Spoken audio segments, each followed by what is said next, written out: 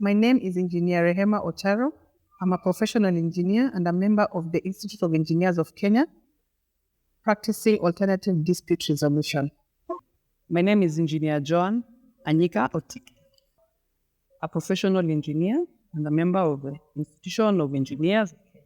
I'm Engineer Judith Kimel, professional engineer, member of the Institute of Engineers of Kenya. My name is Agnes Kitsorio Kaptoge. I'm a practicing engineer, currently based in Germany. My name is John Ongoro. I'm a graduate engineer and a member of IK. My name is Lilian Ndutu. I'm a graduate civil engineer and a member of the Institution of Engineers of Kenya. My name is Beryl Atieno Oduor. I'm a graduate engineer and member of IEK, working with Kenya Airports Authority.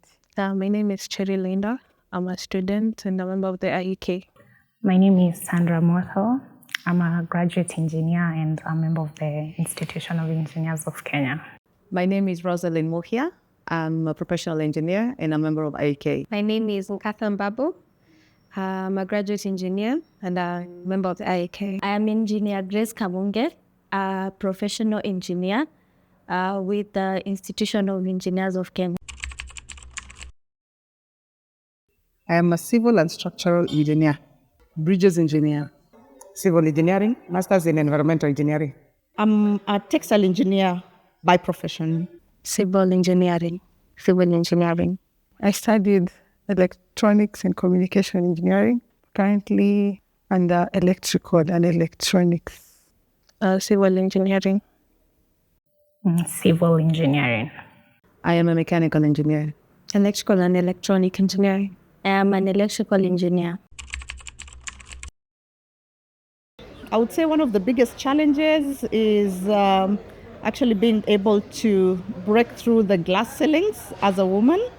As maybe many people know, the engineering field has always been a male-dominated profession. And for that, there are so many stereotypes that come along with a lot of barriers. The biggest challenge you face is lack of confidence from people that as a lady engineer, you will still deliver in a male-dominated field. It's difficult to pass on a message, mostly because they say you as either a lady or a young person. I think being a very male-dominated industry, we have very few women in leadership positions that you can look up to. I think the biggest one is sanitation. When you're on the field, getting a place with good washrooms and water, very difficult. I would not call it challenge per se, but generally sometimes being pregnant and working with men can be a lot with your hormones and everything. I guess that's the most challenging and emotional thing I can say. I can also say juggling in between family, children, husband, and work life. Work-life balance. You find yourself working for long hours over the weekend, so it has been a challenge, especially having a young family. I'm still dealing with that. Working away from home, I think, is my biggest challenge because you have young kids. You start with having very young children and you have a new marriage most of the time. And dealing with leaving your family behind, leaving responsibilities that are supposed to be yours to your spouse or to your better half is such a big challenge because of the way the society is wired. Women are known to be homekeepers, caregivers at home, but then now the way the world has changed and we are professional women, you have to travel, like the way the man is traveling to go and work. Meanwhile, your children at home are being taken care of your spouse or our caregivers at home. That's quite a big challenge. Gosh, there's a time I had to carry my 6-month-old to work because I had to go somewhere for like a week. One of the ways I've dealt with working away from home is having a strong support system and delegating. A good support system. I think I'll zero in to a good support system. Personally, I try to make the new place very favorable. So I tend to carry things that make me happy. A speaker, some movies, stuff like that. Use of technology.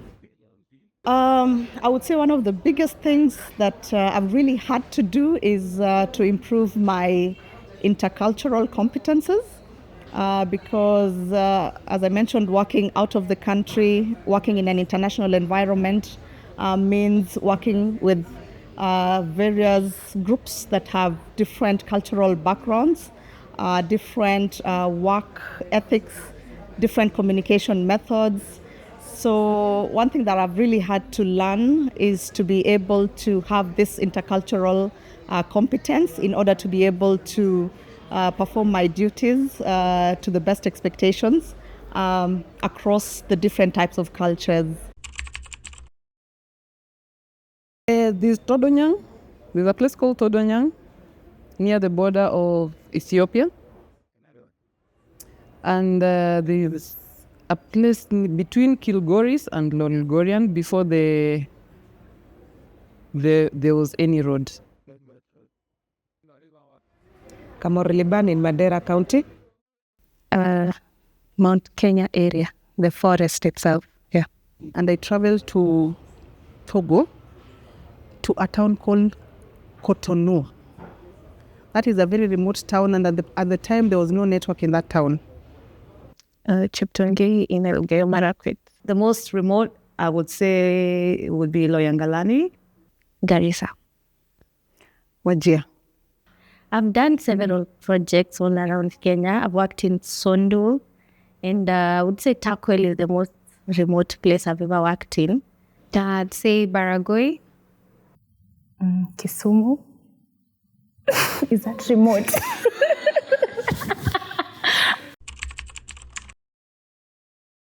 I look for electricity, which comes hand in hand with Wi-Fi. Water, of course, being a lady. And it should be close to the site. The proximity to site should be close. And as a lady also, at times, some amenities like chemist, pharmacy should be close for you. Yeah. Wi-Fi. Cleanliness, the price, safety, security of the area. Security and cleanliness. Definitely safety, cleanliness, and also I always ask if they have hot water because I look forward to a nice long shower after sites. Yeah. I would say proximity and Wi-Fi. And clean sheets, definitely. I would advise the lady engineers as much as they can to look for mentorship or to join mentorship programs or to join professional communities where they can be able to exchange ideas. I think I'll tell young women engineers to learn patience. Patience is key to success, and hard work, and ensuring that every single day you do something that makes you a better person. If you are an engineer, if you work in a specific sector, work very hard and become better at what you do every day. That is what makes the difference. Be lifelong students. Keep learning, never stop learning, improve your skills. You're always upskilling, you're always looking for more knowledge, and you're learning about advancement in technology, and to always be confident. Both the theory and practical parts of engineering are important, and they work coexistently together. So most of the time we've learned the theory part of it, but also involve yourself in the practical part of it to be able to better grasp the concepts that we have learned. I would say never stop asking questions. So always keep learning, and learn even if it's things that are outside of your discipline. Just keep learning. I think I'd say 3 things. Number 1, believe in yourself. Number 2, always surround yourself with like-minded people. And number 3, to learn to speak up for yourself. Hard work pays. Patience. They can make it. I would tell them that experience comes with time. Might be slow, but sure. I'd say pick your discipline early, like figure out what you want to do and invest your time and effort towards it. Okay, I'm a young engineer, and what I'd advise other young engineers like me is to be resilient, learn to adapt. But I'll be open to receive more advice from the more experienced engineer. Now, I'm a young woman waiting for advice from the women engineers who are ahead of me. Yes, Put your duty aside. Duty comes first. But when fulfilling your duty, put your heart into it. It helps. It's a quote by St. Josemaria Escriva. keep learning, never stop learning. Once you're given work to do it your level best. Greatness from small beginnings. That's an easy one. I'm very proud of myself, and I'm very proud of the woman I've become.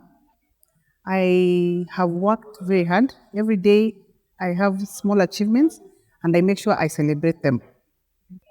Always develop personal self, especially when it comes to technological skills. It is very important to always keep training, stay up to date with the current technology. Always be kind. There's nothing like work-life balance. Yes. Yes. Yes and no. Of course. It's challenging, but it's possible. Yes. No, I don't. I don't think it's there. Yes, absolutely. I believe in trying to find, to create time, not only for work, but also for your personal life. When you're working, there's someone at home in your life missing in. And when you're at home, there's some work somewhere that is not handled. Especially in our construction industry, you find that sometimes work will have to take maybe even 80% of your time, but sometimes there's maybe reduced work, so you will have more time for the life balance. Work-life balance can be achieved. It is something you have to work towards. Especially as a lady, you just need to plan yourself properly between your work at home and your life and your social life. I think it's a very hard thing to achieve because I feel like if maybe your work is thriving, then maybe your family life is, struggling. So it's a tricky balance to achieve in life. So I think you just learn to prioritize. Yeah. I think sometimes you have to put more effort in work, and other times in your home life. So it's never balanced. It's just varies with time. I don't even know what that means. I think there's nothing, because it means that work-life balance means that work is on one side, life is on the other side, and you're both. I do believe in that, especially for women who have, let's say, family commitments. I think it's very important to somehow have a work-life balance because sometimes as a woman, when there's no work-life balance, one has to sacrifice either family or career. So for me, it's really important to have a good balance. Otherwise, you will break down. No, we're not like robots. So you have to take a break and connect with the environment, connect with your friends, for you to be able to also deliver at your work.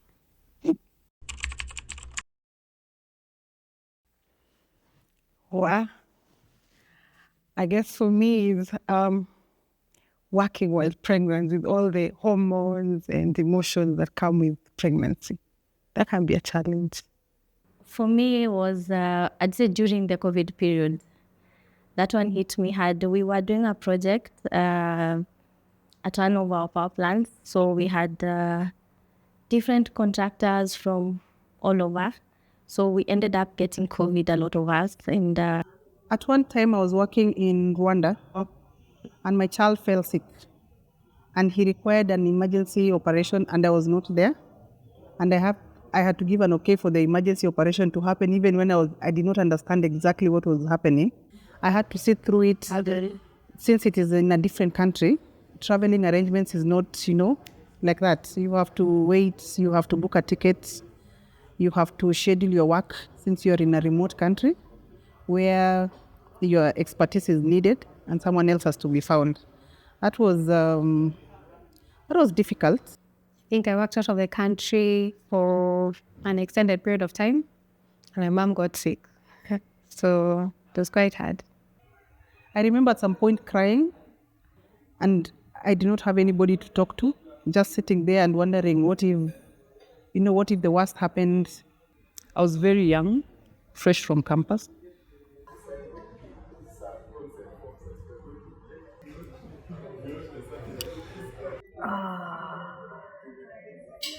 Painful.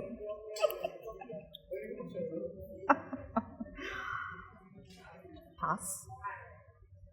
None yet. I think the comments and the weird sarcastic jokes from men. Yeah.